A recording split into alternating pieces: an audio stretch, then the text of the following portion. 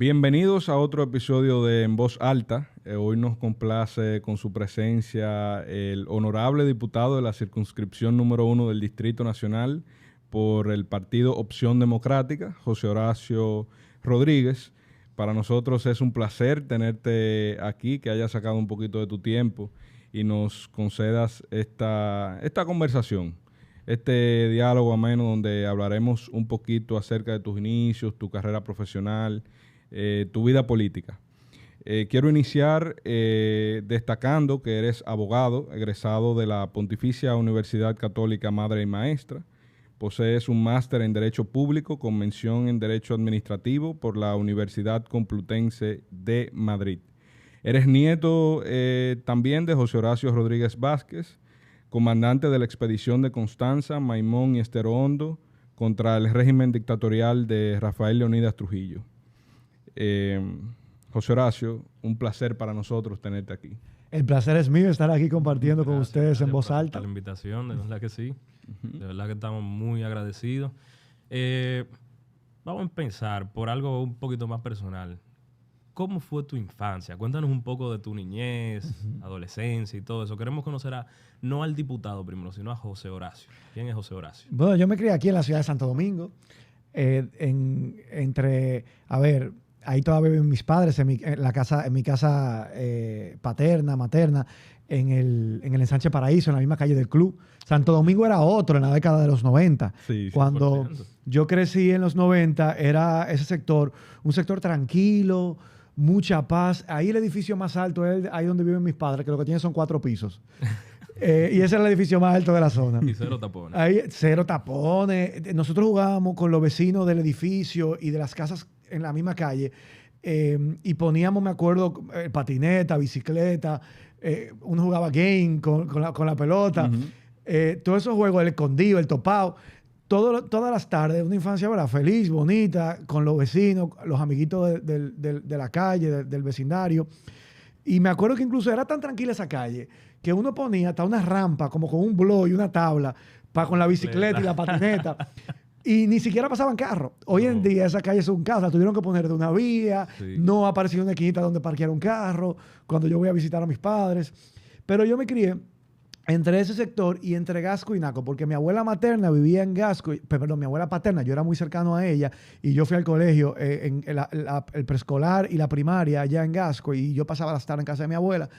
Y mis abuelos maternos, ahí en Naco, justo detrás del San Juan Tadeo. Y yo me acuerdo que todos los viernes era pasadía en casa de mis abuelos. Así crecí y me siento como agradecido con la vida de poder haber tenido esa infancia. Era una vida más tranquila, más amena. Yo creo que hasta hacía menos calor en esa época. Yo creo que hasta eso. Mira, uno le decía tío y tía a los vecinos. Sí. Uno se criaba con los vecinos como si fueran casi primitos y los padres eran los tíos.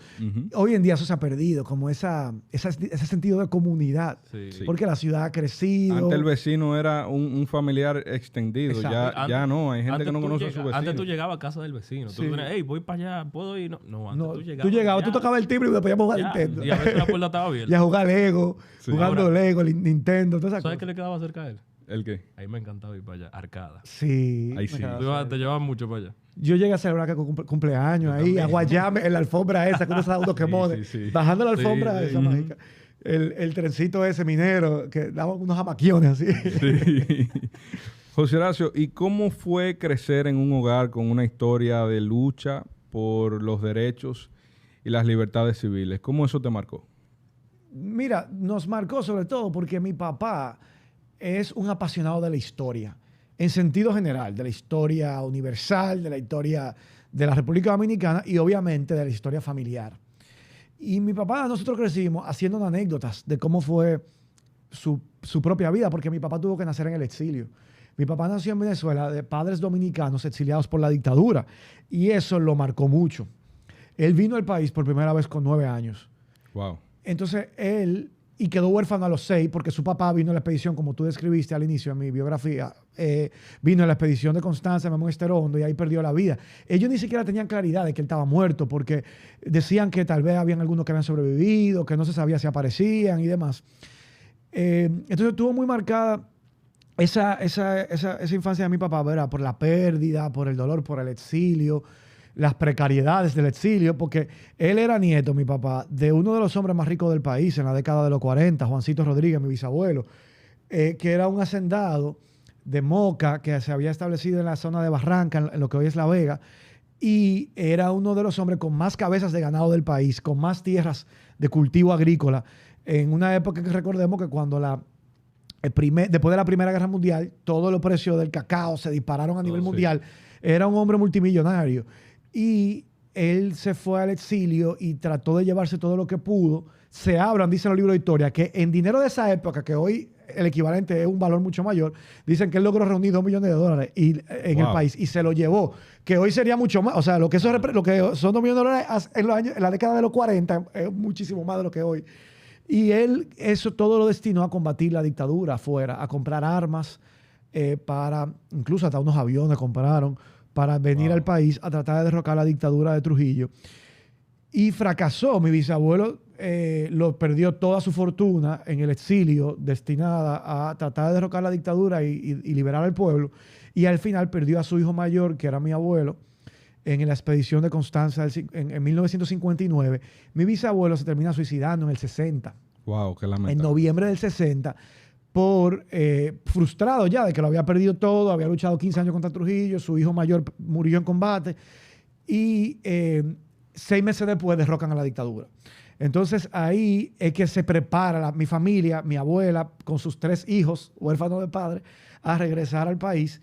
Y mi papá siempre cuenta que cuando su abuela bajó del avión, que eran unas escaleras que bajaban directamente como a la pista de aterrizaje, se arrodilló y besó el piso, la tierra.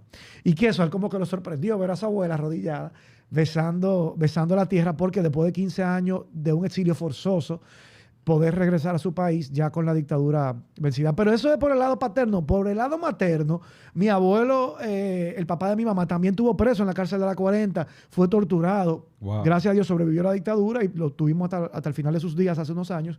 Pero por esas 2 vías nosotros nos enseñaron, a mí y a mis hermanas, yo tengo 3 hermanas, el valor de la democracia y lo que cuesta perderla. Sí. Entonces, hemos aprendido desde muy chiquito. Mi papá y mi mamá nunca tuvieron en política ni nunca pertenecieron a ningún partido, pero sí nos enseñaron a través de esas historias familiares el valor tan importante de poder vivir en democracia y las libertades que uno disfruta. Y nos enseñaron que los problemas de la democracia, porque es fácil decepcionarse y desencantarse hoy en día de la democracia porque siguen habiendo muchos problemas, pero que esos problemas se resuelven con más y mejor democracia, nunca volviendo al pasado, a regímenes oscuros, autoritarios. Tú sabes que quiero preguntarte, he visto que parte de tu lema de campaña en algún momento fue la buena política. Sí. Entonces, voy a dejar la pregunta en el aire, pero creo que me la respondas. ¿Qué tú opinas sobre la forma de hacer gobierno de Nayib Bukele? Que es una situación en El Salvador donde se han mermado ciertas libertades a cambio de quizás menos delincuencia. Quiero que eso lo tengamos ahí. Tú me lo respondes ahora. Pero quiero preguntarte, si tú no hubieses estudiado Derecho, porque claramente tú vienes marcado con una historia familiar sumamente densa, ¿no? En cuanto a los derechos y libertades. Si tú no hubieses estudiado Derecho, José Horacio, ¿qué tú hubieses estudiado? Yo soy muy clásico y muy tradicional. Yo tenía la opción al principio entre Derecho o Economía. A mí me interesaba la economía porque en el colegio a mí se me daban muy bien las matemáticas y era una de mis clases favoritas. Y combina, digamos, los temas económicos, lo social, con también los números y demás. Entonces yo como que tenía esa inquietud. En un momento también pensé estudiar ciencias políticas, porque siempre me interesaba la política desde adolescente. Y lo descarté un poco por miedo del futuro en términos profesionales que podría tener la ciencia política. Yo decía, ¿de qué yo voy a vivir? Entonces terminé optando por el derecho porque yo creo que de alguna manera también es una buena herramienta. Lo tenía presente eso a la hora de elegir derecho para dedicarme a la política, pero también me daba una base de una carrera de la cual yo podía poder vivir. Sí, sí. Y fue para mí esos años de estudio de derecho muy nutritivo, muy interesante. Yo aprendí muchísimo y me enamoré mucho de la carrera de Derecho en su momento, sobre todo cuando la estaba estudiando. Cuando me tocó ejercerla, honestamente, un poco menos. No me encantó tanto. Tú tuviste... hay muchos, o sea, grandes políticos que dicen que tuvieron algún mentor. ¿Tú tuviste algún mentor o alguna persona como que te influenciara? Claro que sí, Minú Tavares Mirabal. Ella era diputada y ella era mi tía. A ver, ella estaba casada con mi tío hace 20 años atrás. Ellos, a más de 20 años que se divorciaron. Pero cuando yo iba creciendo como niño, ella era mi tía Minú. Y yo admiraba mucho el papel que ella jugaba como legisladora.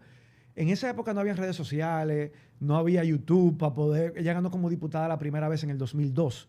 Y en esa campaña yo tenía 13 años, yo estaba en octavo curso, y yo me acuerdo haber ido a participar con ella en algunos de los recorridos, haberla acompañado a ir a votar, con 13 años. Y a mí me fascinaba.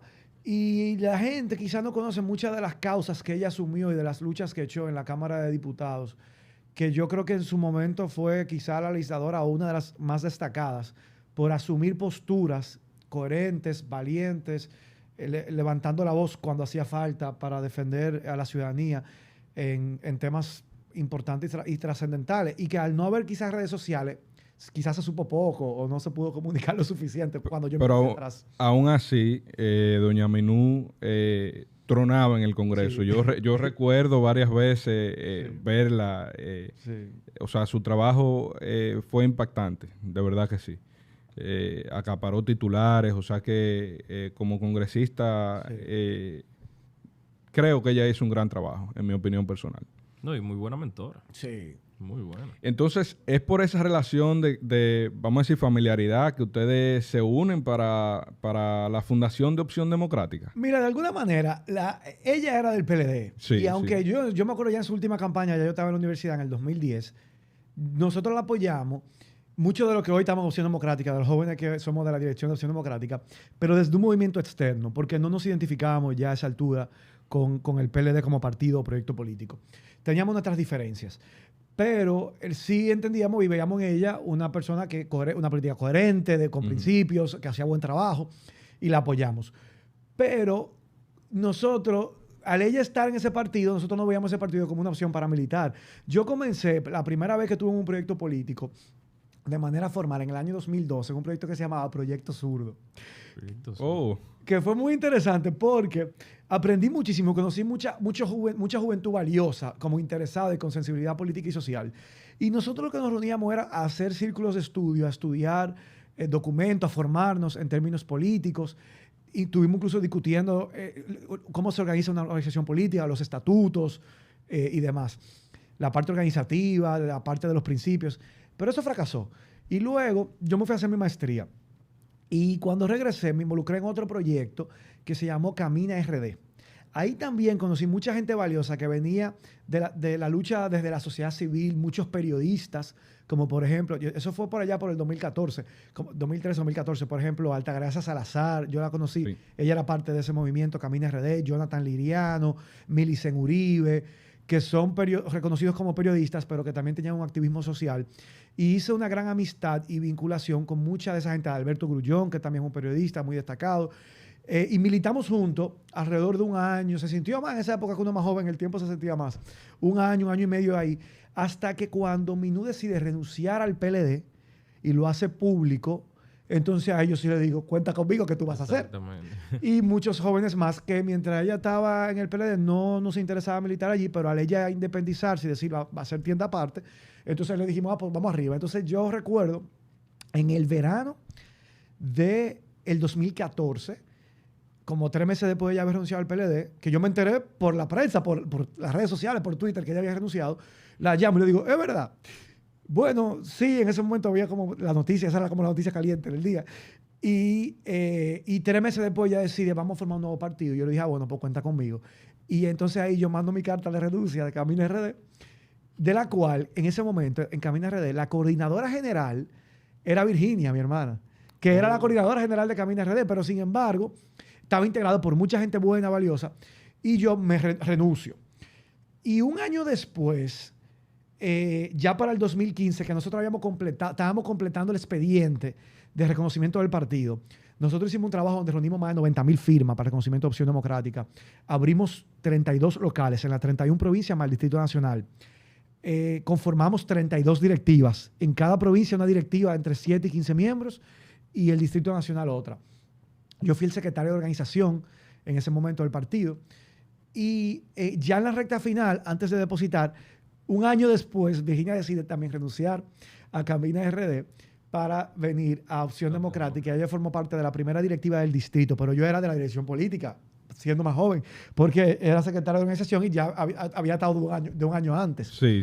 Y eso te estoy hablando que fue en el 2015, que depositamos el expediente y presentamos públicamente el partido. Eso fue un aprendizaje grandísimo, que yo creo que de alguna manera contribuyó a la experiencia para luego, 4 años después, presentarme como candidato a diputado y construir una campaña en condiciones de ganar. Y déjame decirte que es todo un reto tú formar un partido de cero y en poco tiempo ya entonces tener candidatos y ganar elecciones. O sea, es dificilísimo. Eso es sumamente... Es un logro grandísimo. Sí. Es un logro grandísimo, de verdad Hay que sí. decirlo claro, hay que tenerlo bien puesto. Hay que tenerlo bien puesto. José Horacio, ¿qué tú le dirías a aquellos jóvenes que quizás puedan ver esta entrevista y estén, al igual que tú estuviste en su momento, quizás simpatizando con algún candidato, pero no hayan tomado la decisión de militar en un partido, quizás los partidos tradicionales no sean los espacios que ellos quieran? ¿Cuál es tu recomendación para esos jóvenes? Mira, mi recomendación es la de involucrarse, la de participar, la de acercarse, pero hacerlo a través de un espacio en el que se sientan identificados por las ideas que ese espacio enarbola. Un espacio de participación política, que puede ser un partido, puede ser un movimiento. A veces los movimientos se terminan convirtiendo en partido. Y que se unan por las ideas comunes. Yo pienso que parte de la frustración, ¿por qué la política en nuestro país no ha logrado transformar a la República Dominicana con todos los recursos que tenemos para poder ser un país mucho más próspero? Es producto de la mala política. Y la mala política es esa, que suma por el oportunismo, por el que hay para mí, por el dónde está lo mío. Entonces, si al final queremos atajos simplemente de entrar a la política para llegar a ocupar una posición, para luego disfrutar los beneficios que te puede dar esa posición, esas no son las buenas razones para participar. Y eso puede ser que te tome más tiempo. A nosotros nos ha tomado 10 años poder aparecer por primera vez en la boleta como Opción Democrática. Fíjate que yo le dije que en el 2015 presentamos el partido, pero es en este 2024 que por primera vez la casilla de Opción Democrática ha aparecido en la boleta electoral. Ha tomado más tiempo, pero yo creo que es sumamente más satisfactorio y te permite mantenerte más coherente con tu esencia, no transformarte. A mí no me interesa, y bueno, y es una reflexión que comparto, entrar a la política para replicar lo que en la política se ha hecho siempre. Y cuando tú entras en un espacio donde esa es la lógica imperante, tú te terminas convirtiendo en lo que tú antes criticabas. Sí. Por eso mi recomendación para la juventud es: involúcrese en un partido que enarbole y promueva las ideas que ustedes comparten. Y que si le inyectamos amor a ese proyecto, le ponemos ganas, trabajo tesonero, perseverancia, uno va a poder ir construyendo un camino e ir haciendo un camino que va a ser exitoso en el tiempo. Y bueno, nosotros lo hemos demostrado.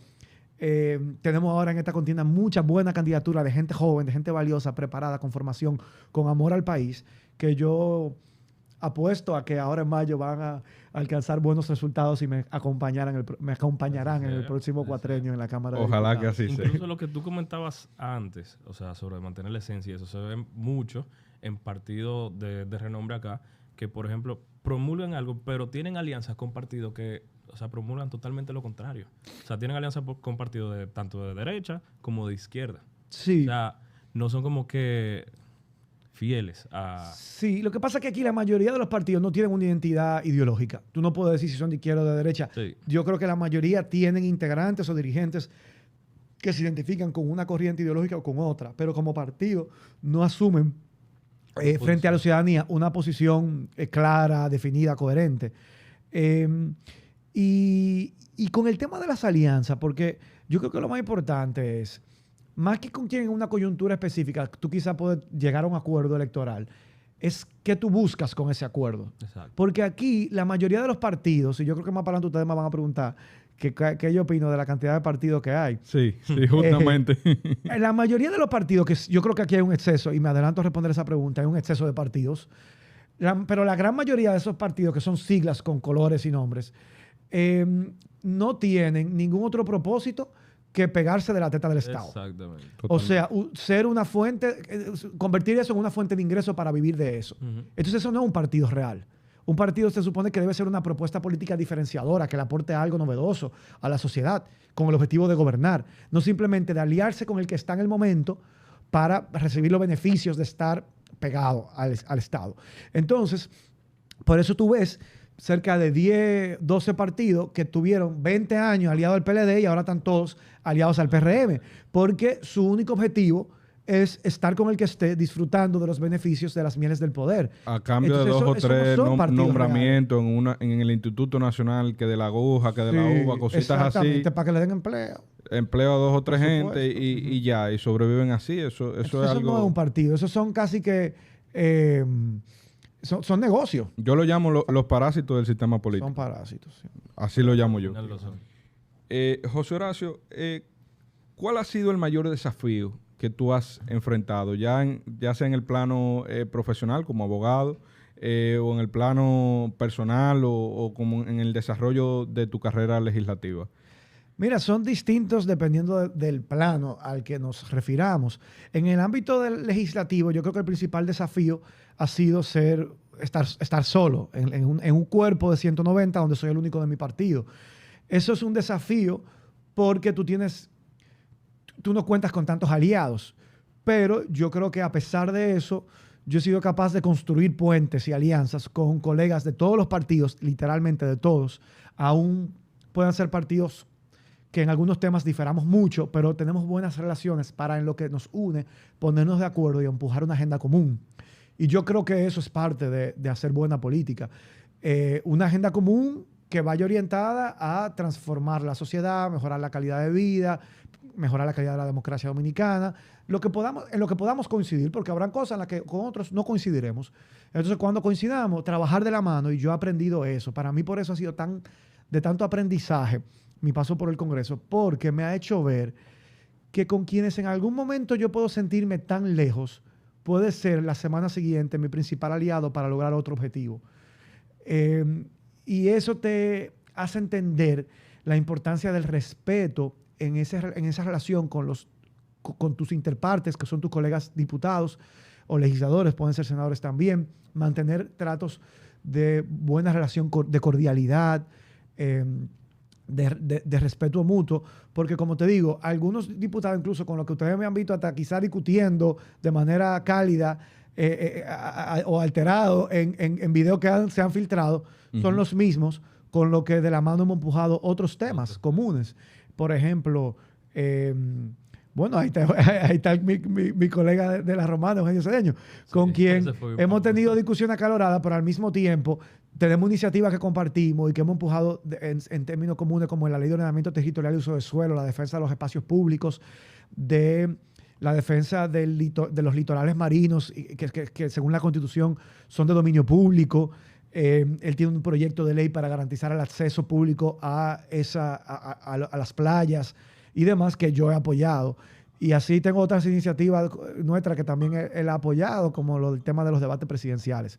Entonces, por eso digo, uno tiene que tratar de construir puentes, y para poder lograr esas cosas, preservar esas buenas relaciones. Yo creo que ese desafío yo lo he podido, ¿verdad?, surfear. Y en el ámbito ya de la participación político-electoral, el principal desafío para mí es el tema de los recursos. O sea, la política en nuestro país se ha convertido tan costosa y tan cara, y hay una cultura establecida del clientelismo político.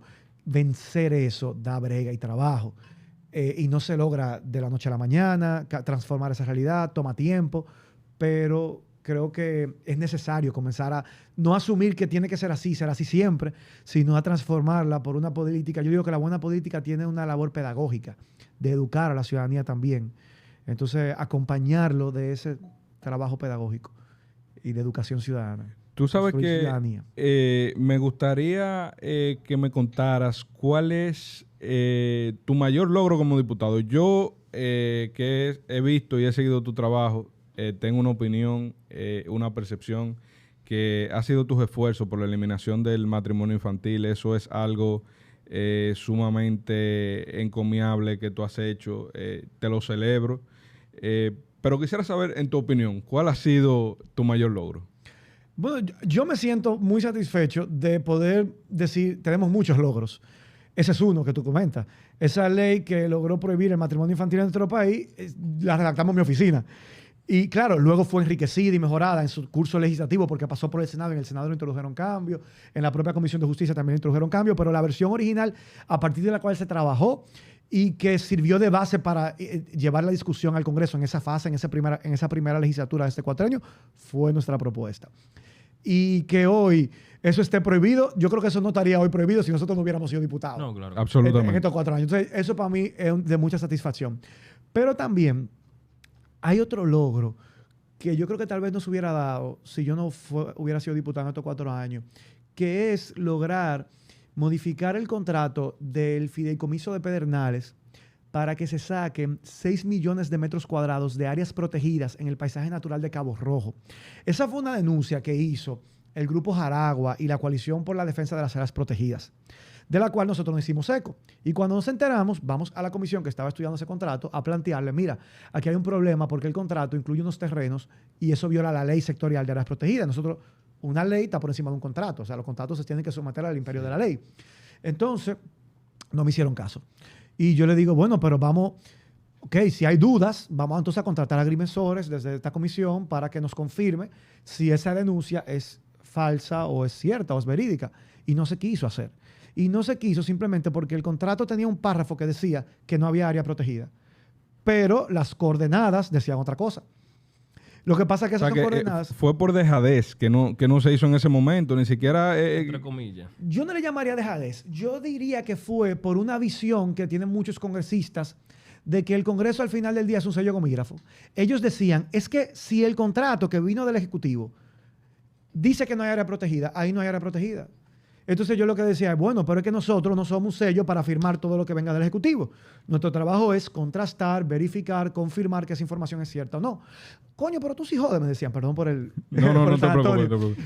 Pero tú sí jodes, que si ahí dice que no hay área protegida, ahí no hay. Yo digo, bueno, pero si todo lo que viene de allá ya viene correcto, podemos cerrar el Congreso, le ahorramos al país 7,000 millones de pesos y nos vamos todos para nuestra casa dedicando a otra cosa y no tenemos que tener un Congreso, el presidente que gobierne solo. No, ¿para qué hay un Congreso? Para que lo que sea que el Ejecutivo decida, formule y nosotros tengamos que revisarlo y aprobarlo, hagamos nuestro trabajo de verificación y revisión. Y no simplemente que porque viene de allá lo damos como bueno y válido, porque eso se llama ser sello gomígrafo. Entonces, ellos decidieron rendir un informe favorable como sea y lo enviaron al Pleno. Y cuando va al Pleno, yo tomo un turno y lo denuncio. Después de ahí tomaron varios turnos a decirme que yo lo que soy enemigo del desarrollo de Pedernales, que yo era un mentiroso. A mí me dijeron de todo y me insultaron. Y ese fue un día, por ejemplo, que yo me sentí muy solo porque, wow, todo este ataque por defender un patrimonio que es de todos los dominicanos, las áreas protegidas. Yo estoy a favor del desarrollo, pero tiene que ser un desarrollo sostenible, protegiendo nuestros recursos naturales, que la ley determina cuáles son las áreas que hay que cuidar y proteger y preservar. Entonces, nosotros, en mi discurso, logró que los demás legisladores de la oposición se abstuvieran de votar por el contrato. Y al nosotros abstenernos, tumbamos el quórum. Y le faltaban como 2 o 3 votos para pasar el contrato. Y lo sometieron a votación en 2 ocasiones y le faltaban como 2 o 3 votos. Y lo tuvieron que dejar sobre la mesa. Pero concomitantemente, las organizaciones de sociedad civil estaban en el Ministerio de Medio Ambiente presionando y exigiendo que eso había que corregirlo. Juntos, el trabajo que hicieron ellos de sociedad civil y el que nosotros hicimos en el Congreso para tratar de ganar tiempo y frenarlo, tumbando el quórum, logramos que al día siguiente llegara una adenda al contrato, modificando y reconociendo que efectivamente sí había área protegida y que debía ser excluida esa área protegida. Entonces yo digo, wow, si yo no hubiera estado ese día, eso se hubiera aprobado. Y se hubiera aprobado un contrato que comprometía y entregaba a desarrolladores inmobiliarios, turísticos, unos terrenos que no se le debían entregar porque están señalados para ser preservados para fines medioambientales, de preservación ambiental. Entonces yo creo que ese es otro logro. Ahí hay 2. El tema de la licencia de paternidad todavía está pendiente en el Senado, pero hemos logrado que se apruebe en 2 ocasiones en la Cámara de Diputados. Está a un paso más que le falta, que yo diría que sería quizá el tercero, que está a ley de HIT. entre muchos otros, porque a veces tú no logras algo concreto, pero tú puedes denunciar algo que está mal. Y en algunas veces cuando tú lo denuncias, se frena o se termina aprobando, pero la ciudadanía se enteró de lo que hicieron, como lo que pasó con Aerodom, que aprobaron ese contrato al vapor sin ni siquiera detenerse a leerlo completo y no se dieron cuenta que aprobaron con un anexo en inglés, algo que no debió haber pasado nunca. Porque eso viola incluso el propio contrato, que dice que el idioma es en español y cuando tú y dice que los anexos son parte integral del contrato y tú te encuentras un anexo en inglés y tú dices, ven acá. Sí, eso se le debió devolver al presidente para que lo corrija. Entonces esas son algunas como del trabajo diario, pero yo siento que sí, que ha valido la pena y que ha significado una diferencia mi presencia ahí adentro. Pero tú tienes una propuesta ya un poquito más radical que la de tumbar el Congreso. A un cuarto, creo que los diputados. No, tanto. Bueno, a tumbar una cuarta parte. Una cuarta parte. Que no es lo mismo que dejarlo en un cuarto. No, verdad. Sí, mira, nosotros tenemos, somos el segundo país de América Latina con más legisladores por habitante. A un promedio sí de 50,000. De un legislador cada 50,000 habitantes. Solamente Uruguay tiene más que nosotros, que es un país con 3 millones y pico de habitantes. Pero eso no se traduce en una mejor calidad de la representación, en más sectores mejor representados, en mayor conectividad entre representante y representado, sino que al final eso se ha convertido en una posibilidad para darle más cargos y más puestos y más posiciones a los compañeros, a los dirigentes, a quienes se meten a la política. Pero eso yo creo que hace el Congreso un poquito menos productivo, menos eficiente. Estar tan cargado. Yo concuerdo con eso. Y yo por eso hablaba de reducirlo a 140 o 150 máximo. Eso significaría reducir de 40 a 50 escaños, que yo creo que podría funcionar mejor, ser más eficiente, ser más productivo. Pero sobre todo, eso tiene que ir acompañado, y está en mi propuesta. Los privilegios. Sí, uno, el tema de los privilegios. Para mí eso es una señal que la clase política tiene que enviar al país. No podemos seguir creyendo, ¿no?, que lo político... Porque al final tú confundes, la gente quiere ir a esa posición para servir o para beneficiarse de todos esos lujos. Exactamente. Entonces, uno de esos lujos es las exoneraciones. Porque un legislador puede tener el derecho de importar un Lamborghini, un Ferrari sin pagar impuestos. Que no son ellos, es que la venden. La venden. Entonces, el precio del mercado anda rondando los $30,000. Fue lo que yo me enteré hace 2 años cuando vendieron las últimas. Entonces, ¿en manos de quién terminan esas exoneraciones? ¿Y trayendo qué tipo de vehículo a un país tercermundista? O sea. Totalmente. Entonces, eso es como totalmente absurdo, un abuso. Pero lo que iba a decir, que para mí es todavía más importante, es el tema de dotar de mayor capacidad técnica y apoyo técnico a los diputados en nuestro trabajo. Por ejemplo, yo he estado en 2 años en la comisión bicameral que estudia el presupuesto general del Estado. Pero ese es un documento que yo quiero que tú lo veas. La ley es corta, pero con los anexos, un fardo de documentación así. Y yo me tengo que embrujar con eso yo solo. Un legislador de la República debería contar con algún equipo de economistas, o por lo menos un economista, más algún asistente que nos ayude a embrujar todo lo que hay ahí y entenderlo eso, y poder hacer propuestas. Pero no se quiere que hagamos ese trabajo porque lo que se quiere es que se apruebe tal y como llega del Ejecutivo. ¿Tú ibas a decir? No, que te decía que eso es otra cosa que me pregunto, ¿cómo un ciudadano común puede involucrarse en el trabajo legislativo? Si yo como ciudadano entiendo que hay alguna ley que te la voy a pasar a ti, te voy a hacer un compromiso aquí público, dale, yo estoy para que eso. es la ley de etiquetado de alimentos, bien, que eso ya se implementó en países como Chile, donde los alimentos altos en grasas, en azúcares, tienen una etiqueta.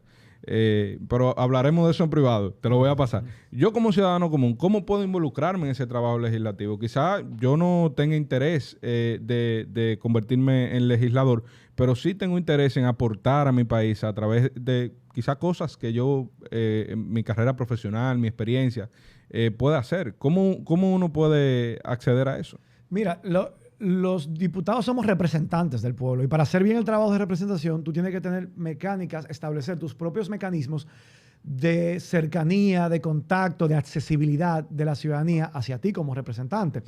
Yo, por ejemplo, en los primeros 3 años de gestión hacía periódicamente, cada 2 meses, encuentros en parques y los anunciaba en mis redes sociales. Y, por ejemplo, cualquier ciudadano que quisiera presentarme una propuesta, una iniciativa, una idea, para yo tramitarla o canalizarla, podía en ese espacio de encuentro hacerlo. Lo hicimos, por ejemplo, en el Parque de San Jerónimo, en San Carlos, en el Parque La Arboleda de Naco, en el Club Paraíso, en Ciudad Nueva, ahí en Los Praditos, en Bellavista, en el Mirador, hicimos uno, que son encuentros abiertos. Yo lo anuncio por mis redes sociales, voy a estar en tal sitio, y lo que yo hacía es que yo normalmente hacía una pequeña rendición de cuentas del trabajo que yo había hecho esos últimos 2 meses, y luego respondía preguntas y recibía propuestas, proyectos, iniciativas. También a través de mis redes sociales y a través de mi correo electrónico, permanentemente lo recibo. Lo que pasa es que mucha gente no tiene a veces quizá cómo enterarse, pero también yo cada año he hecho una rendición de cuentas. Sí, eso es algo que yo te iba a preguntar. Tú eres quizá de los pocos o únicos legisladores que ha hecho rendición de cuentas año por año, Sí.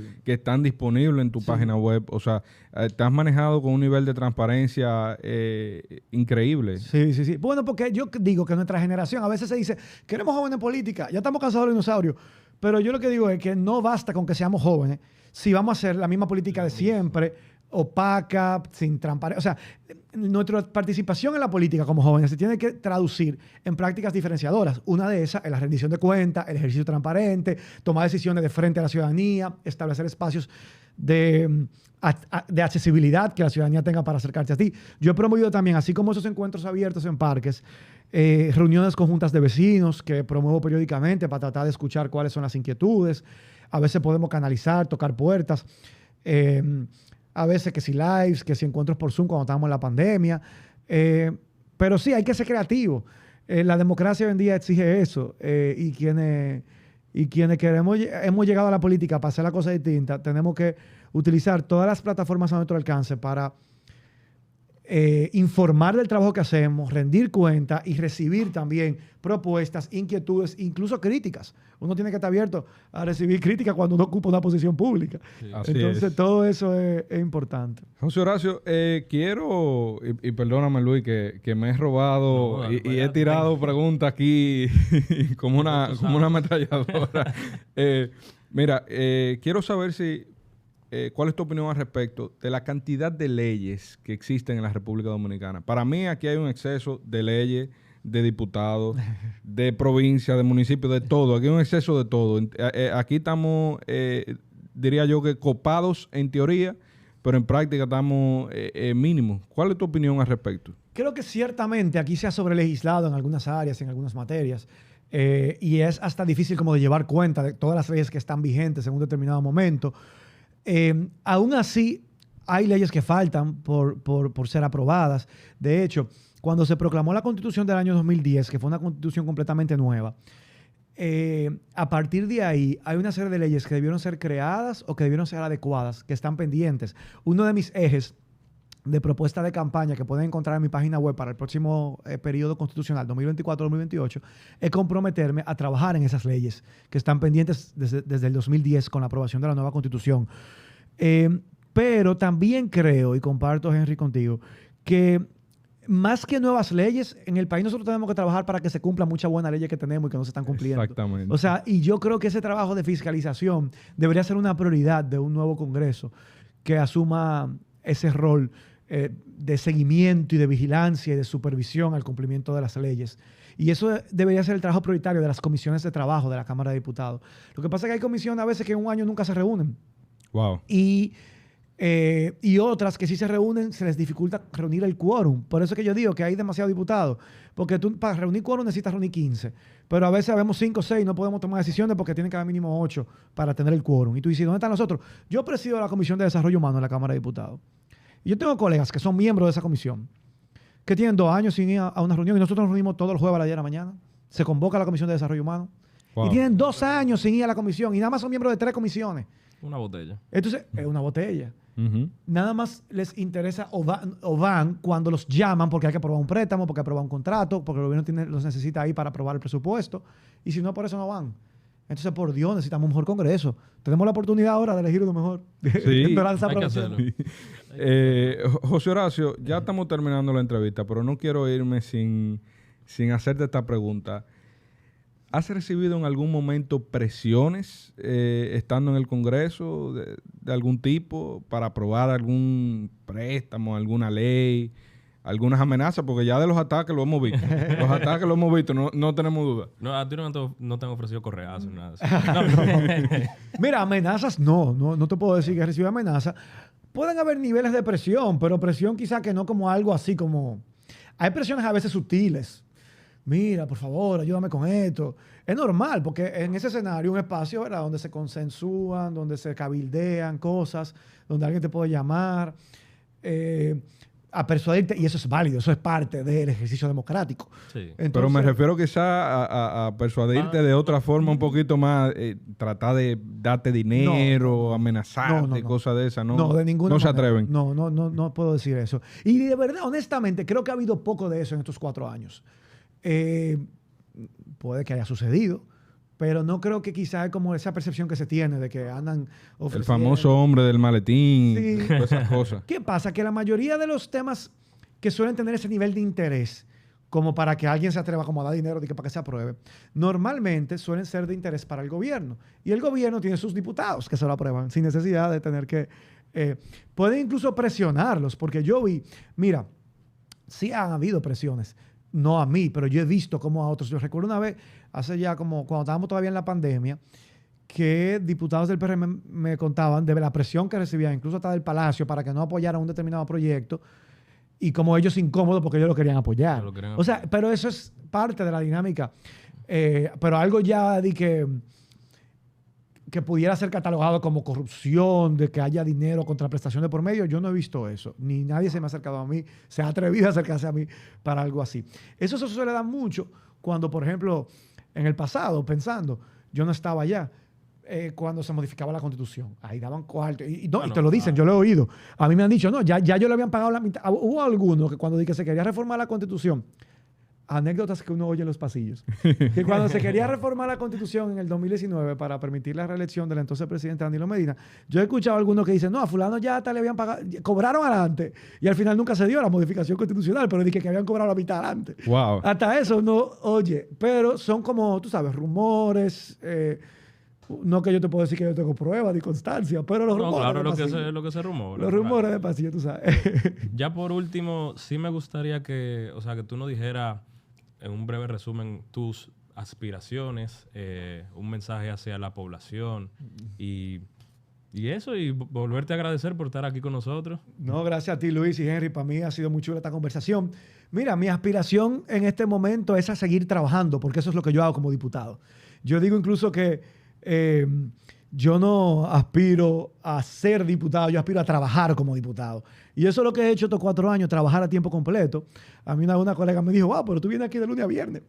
Porque se sorprende, pero sí, de lunes a viernes hay trabajo allá en la Cámara. Los viernes se reúne la Comisión Permanente de Trabajo, de la que yo soy miembro, que discute todas las modificaciones, por ejemplo, a cualquier tema que tenga que ver con derechos laborales. Y yo aspiro a seguir haciendo ese trabajo, que es un trabajo que hago con mucho amor, al que le pongo todos mis esfuerzos, que me dedico a tiempo completo y que siempre procuro hacerlo de manera transparente, de cara a la ciudadanía, y intentando hacer contribuciones para lo que pase por mis manos salga mejor.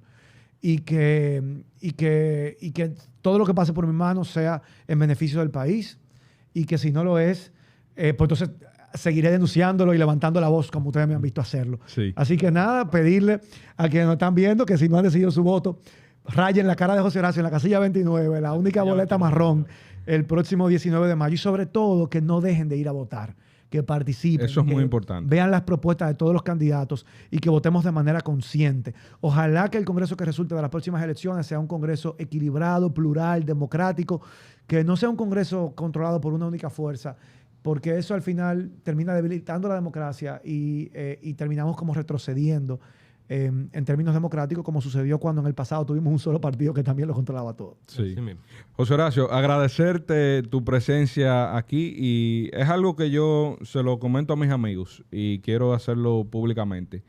Y es que a la hora de votar, no solamente vayamos a votar por partidos, votemos por candidatos, que eso es lo más importante.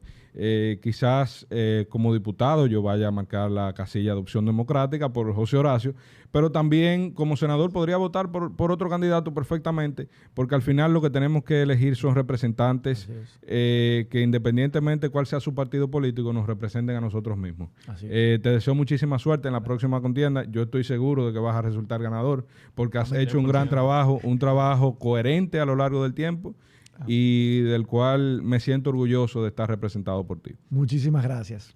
Muchísimas gracias a ti por venir y Luis, encárgate de la parte que se me hace difícil a mí, de pedir los likes, los comentarios. Sí, señores, esto fue otro capítulo más de En Voz Alta con José Horacio. Nuevamente, muy agradecido por tenerte acá. Den like, compartan, suscríbanse. Comenten, critiquen, mándenselo a su mamá. Muchísimas gracias, señor. Hasta la próxima.